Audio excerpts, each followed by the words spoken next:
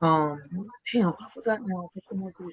It's a couple you mentioned, but I forgot who they was.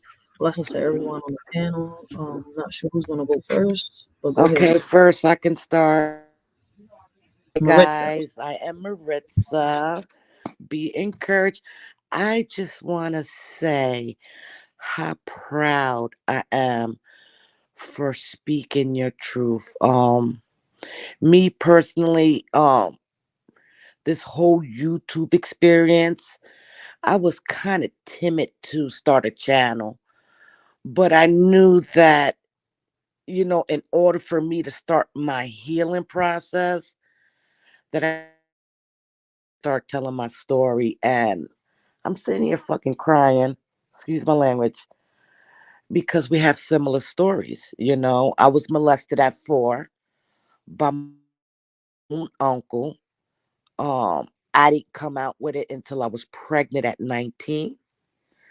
And I went through so much just mental stuff, feeling like I wasn't a part of, feeling left out. I even tried to commit suicide. Um, if they would have had YouTube back then, I probably would have kind of shared my story. But you're right, I see that you are Puerto Rican. I am too. I don't know what it is with our culture back then. Everything was hidden. Our parents were so busy just doing them pretty much. I was raised in a two-family home, which is an ideal thing in this lifetime. But my parents were dysfunctional. My sister pretty much raised me. We was exposed to drugs, um, alcohol, parties on New Year's. Yes, I used to drink at a very early age because my parents were so busy partying. And can you relate that Spanish people, when they party, they just party out? That's You true, know but what I'm I think saying? it's both ways because you gotta realize I'm stuck in between the middle. I think Uh, both is the same kinda. I'm not right. sure. I know that I'm in the hood and it's kind of the same way. They like when they party, we party hard as shit, whether you black or you Hispanic. I'm sorry to say it. You get fucked up, you smoke Oh, weed, well, you this is drink, well. Let me yeah. just state. Let me just state this. I used to be in the hood. I'm the product of the bricks of Yonkers, New York. So my father used to have gatherings, used to have kegs of Absolute. I could remember at as young as 10 years old drinking and sneaking with my cousins. That uncle that molested me was always around. He was Oh always wow. around. So I just say, I don't know your age. I will be 40 Me, next month. yeah, my story's out there. And mom's husband started with me when I was 5 years old. Okay. Okay. I commend you for sharing your story, because it takes a lot of strength to speak about it. And I agree with you. Yes, keep it real with your kids. I raised 3 young boys. Well, they men now. And I just kept it so raw with them because I could get hood. I'm just speaking Hmm. right now because I'm on the internet, and out of respect for your child, just keep it clean. But I used to tell them things. I shared stories of me being molested, and um, and what I felt as a kid being molested, and not having someone, a safe net to talk to. You know what I mean? So just in case anyone tried them, Okay, they the didn't word. have to I'm be sorry, afraid to Maritza. come to their mother. You know what I mean?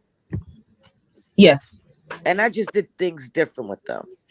You know, that's what we're supposed to do. but Break the chains of society. Like a lot of people feel, and like I noticed that a lot of people, a lot of women my age, a lot of men my age are still repeating the same cycle that our parents are. Like we're right. not really changing nothing. Like there's a difference between whooping your child's ass and then there's a difference between beating your child's ass to a pulp. Yes. So Yes. like we're and then We don't have nobody to fucking. How can I explain this? Like, you could be raising your child perfectly, and I'm not saying perfectly, to the best of your acknowledgement, right? But this neighbor right here could be letting their child do whatever they want, and in their head they're thinking they're raising their child right. But in reality, if you're not there with your child, you're not teaching them, if you're not showing them stuff, if you're not talking to them, you're not educating them at all. What is your child learning? You're leaving them out to the wolves. So whoever they're learning from is what they're going to pick up. Because if you throw me out to the wolves, shit, I'm gonna come out leading no fucking pack. I'm sorry to say it. I'm Right. gonna learn what I'm gonna learn, and I'm gonna come back. Right, So right. I know, that's so what I'm that saying. you have. Like That's us, why we're you. wrong.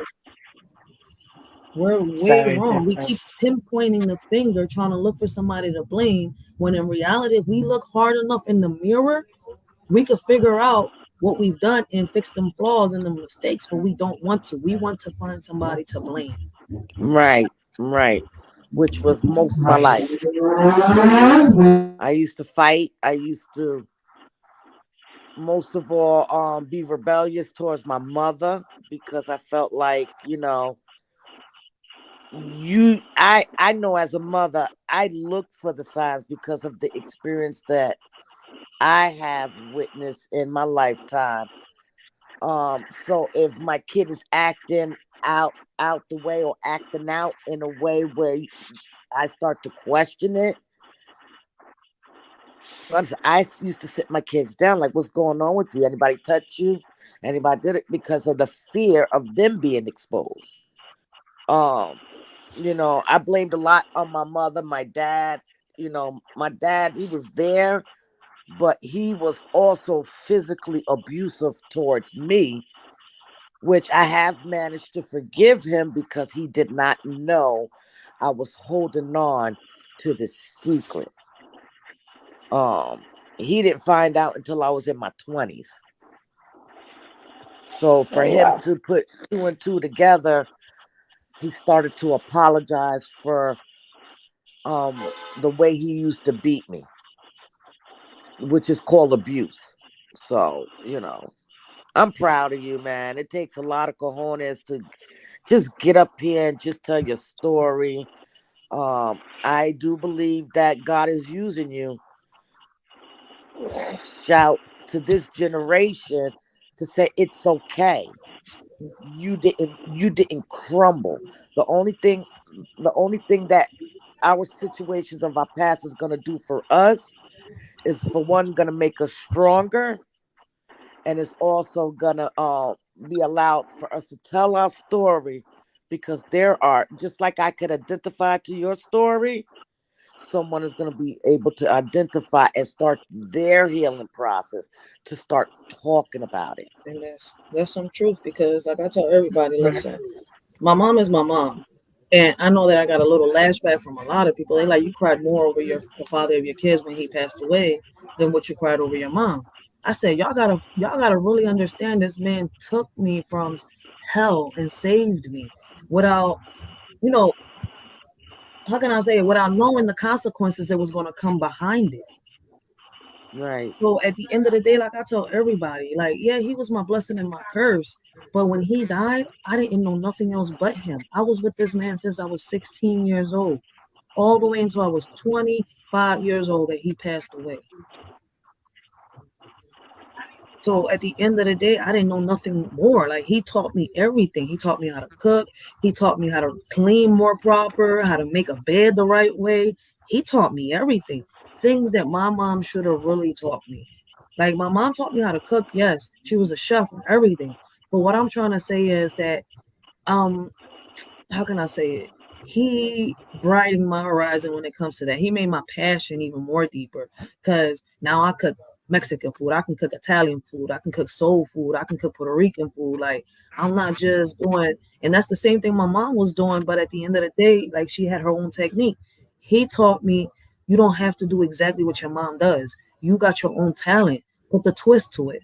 So now everything that I cook has a twist to it. Yes, my mom has a part of it, but what I did was I twisted all her recipes and made them my own. Now they're mine.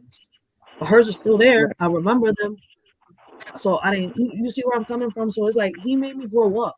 He showed me how to, he didn't make me, he showed me how to grow up. Mhm. He showed me how to be a woman. Let's put it like, because I was forced to already grow up. I mean, Right. I have to listen. I Yeah, feel you. I was I a mean, woman I at don't have. 15. Y'all gotta really sit here and think about it. When my mom's husband started molesting me and started doing the things that he was doing to me, and then I was the one taking care of my brothers and sisters around that time, like it wasn't easy. Like I was a baby raising babies. Like people don't see it like that, but now that I'm older, that's how I see it. Y'all gotta like really take acknowledgement into that. My mom used to go out on the weekends, and I used to have to be stuck here with my kids. There used to be times when I started smoking weed, like I used to take my little sister because I was babysitting. That's the one she started. Yo, she used to call me mom all the way until I was 15. My mom gave birth to her when I was 10 years old. I raised that little girl. Not what the hell is a 10-year-old sitting here doing raising a kid? Oh wow. Y'all see what at the end of the day, so Wow. I couldn't be a kid. I used to sneak out the house and take her with me. I was young, stupid, and ignorant. But that was the first baby I raised. Crazy at 10 years old, raising a baby. I knew how to change diapers, feed a baby, burp them, bathe them, and everything. So what was my You job? was pretty much forced to Do her job and grow his up. job. And then Right. while he was taking me to be his woman. Like think about it. That's how I see it now. Oh While wow. he was Pretty out much had working, to grow Because up he was fast. taking advantage. I Yeah, I had to grow up fast. I mean, for me though, I was different. I grew up with two parents, and I was very lucky to to be a child. Grow up as a child, basically. I Yeah. grew up. I was very lucky, actually. That's why I'm blessed and I'm grateful that my kids are growing up and they're being kids. They're out here enjoying playing basketball, getting to meet each other, like they playing their little video games. Like each one is introducing, they learning different cultures. Like they all in little groups mixed up.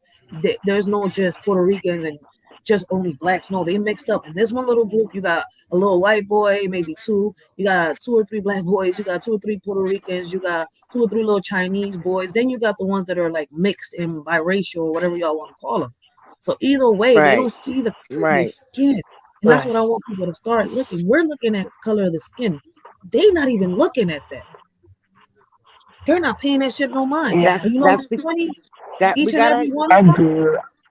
each and every I one of grew them up will sit lucky. here and break bread with each other. Let one of us sit here Um. and with the neighbor side try to break bread. Yo, these kids come together and be like, yo, you got a dollar? You got a dollar? And it be a group of them, 10, 15 of them. They be going to the bar chilling. There's always one bad apple in the group. Trust me, there's always always, one. always. Because there's always, oh man, we got in trouble because this dummy did this. Like, what we gonna do now? We can't go back to this place. And they still go back. But my whole thing is that at the end of the day, like each and every one of them, they'll do something. Go, man, go ask your mom for a dollar. You go ask your mom for a dollar. All of us get the money together. We can go to the park. We buy pizza. That's what they do. I was like, yo, they work like Mexicans. Why can't we do that? Like, think about it. I gotta pop myself in the head every time I say it. They working like the Mexicans work together and the Asians, but we out here doing what? Beefing, Fighting and against trying one to figure out, another. yeah, and trying to figure out what's in the next motherfucker's pocket. While these kids out here trying to put dollar bills together to make $100 bill just to get all the snacks they can and pizza and sodas and shit to go to the park and just have fun, ride Right. bikes, get on the swings. Right. Man tag. I was like, y'all bringing that back? I was like, yes. I was like, see, some of y'all listening. The others ain't. The others want to carry a gun and a fucking ounce of weed and an ounce of crack. Which one you prefer? For them to be fucking jumping the The monkey bars in ounce the of park or weed. holding the gun in the corner? Think about it. Just really think about it. You heard me? I Huh? said an ounce of weed. She said an ounce of Oh, weed. Oh Yeah, shoot. I want my oh, weed too. Blessings, lesbian journey. Blessings, blessings. Blessings 22 Ronan. But I'm not lying. Like, yo, God, Nate talks God is about so good because He's using absolutely. us in to break the cycle. So that our kids could be breaking the cycle, and we're used to. Well, I know I'm used to just my family just being dysfunctional. I think If I'm making everybody's family is sense. dysfunctional. I think everybody. Um, Again, I am Puerto Rican. And my shit, I've been through a fucking lot. So I've been Maritza, through a lot. now that you're older and you've seen so much, what is your opinion when it comes to somebody in their 20s dating somebody 16 and younger? And how do you feel Well, about I think a 20-year-old dealing with a 16-year-old should be charged because they've taken away, the last stage of teenage for them to have fun. You know what I mean? it? I Right. feel it's inappropriate, but again, it's that not that far of a gap. 16, I think, is a little too young. To be with somebody in their 20s. Yeah, yeah. Maybe That's really not good. 19, 16. Yeah, okay. But when you hit 20, I don't think a 20-year-old should be looking at someone in their teens. I've dealt with a man that knew that I was only 15 and he was 23 and he impregnated me. And if it was up to me, I would have had a baby at 16 myself. But I was forced Yeah, to I have an see. abortion. You was forced. I don't believe in abortions. I couldn't see when I went and Me got the ultrasound down and I found out that I was pregnant. They gave me three options. Right? Uh-huh. Keep the baby, give the baby up for adoption, or an abortion. Right? They gave me them three options, and at the same time showed me the goddamn ultrasound and had me hear the baby's heartbeat. Once I heard that baby's heartbeat, I was like, wait, it has a heartbeat? She was like, yes, your baby's developing and it's healthy. I was like, and I'm going to kill it?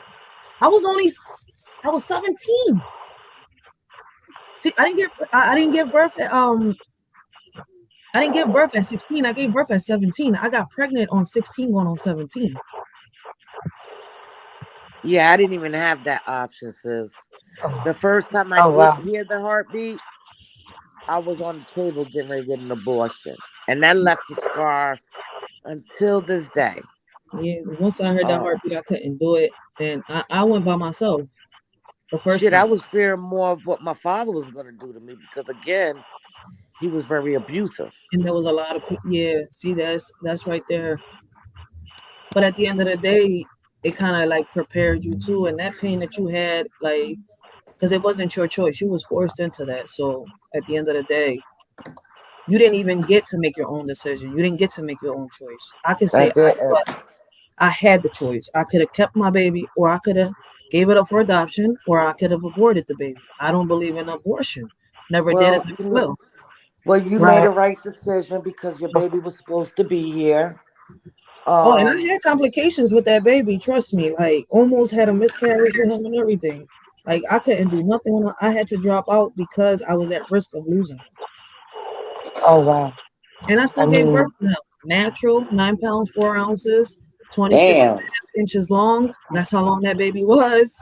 Cut me Wow. open, stitches down there, and everything from front to back. Mm. So I'm I a still gave birth. C-section mother. oh wow. My C My sections were the my last mom, two. my mom nearly died. I know what it feels like I to guess. push a baby. After I put gave and I felt the experience of having my firstborn. That's why I tell people I completely changed. I didn't have a C-section. I know how it feels to push a baby. I wanted to push a baby for the second and the third one, but I couldn't because of the complications I had on the first one. I mean the second pregnancy. Wow. So like it's just crazy. Due to me being molested, I had issues in my inside. I had internal problems. It's a miracle I got pregnant the first time. Y'all understand where I'm coming from? Yes. I have issues with my stomach. I'm in the process right now of them checking to see if it's cancer and stuff like that. But We're not gonna claim that.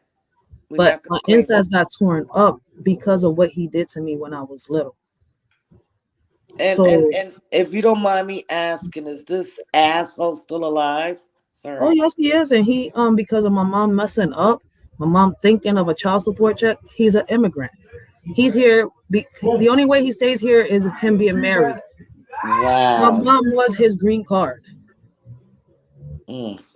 Don't My mom worry, was his karma. green card. Karma has a way of coming back because let me share the reason why I moved out of New York to North Carolina was because this asshole resurfaced, and I started to get depressed again. I started to feel that feeling as a 4-year-old. You know, a 4-year-old is supposed to act like a kid. Guys, hit that like button. Make sure y'all share that video. Leave your I was perspectives. Leave your forced comments. I I'm was listening. forced to be exposed to things um that I shouldn't have. You know, my innocence was taken away. And then when I first revealed it to my sister, I learned at the same fucking time he was raping my fucking sister. She was 7 and I was 4. So when I see this man, I get angry. I really was saving speaking up because my grandmother was still living, but part of me feel like she fucking knew what was going on with us and didn't take care of it, because I know me as a grandmother, one of my kids do something like that, I'm not going to have no mercy on that because I taught you better. I'm not um me and my sister found out that the statute of limitation Mm-hmm. of charging has been lifted. The old Governor Como from New York made that happen. So now we in the process of trying to bring up charges on him.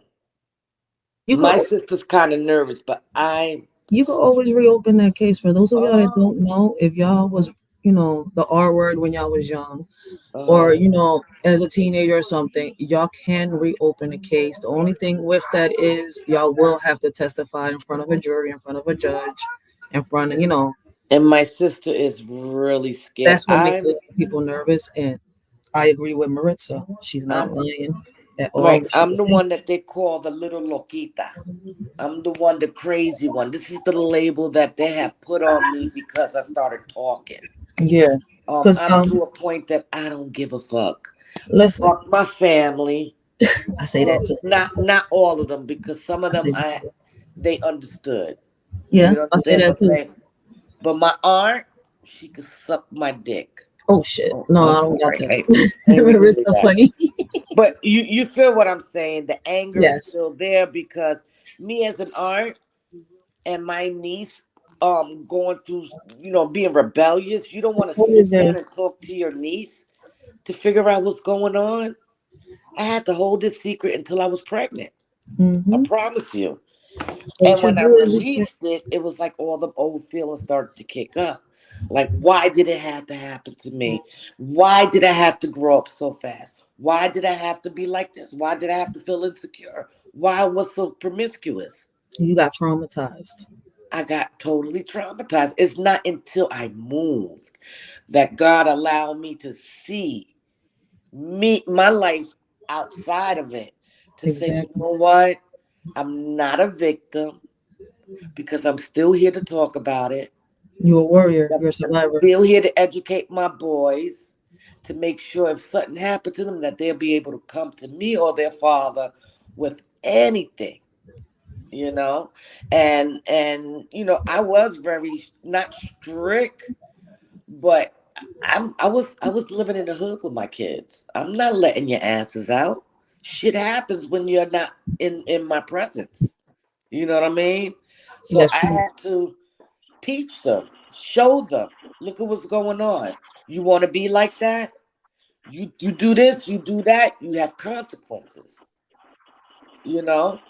But I'm proud of you, girl. I'm proud of you. God is gonna He's gonna use your story in such a mighty way. You're gonna be surprised how many souls you're gonna reach out to start their healing process, because it's not easy. It's not. Thank you, and I appreciate you. And I also thank you for being brave enough for also speaking your truth here on this panel where others can hear what you've been through.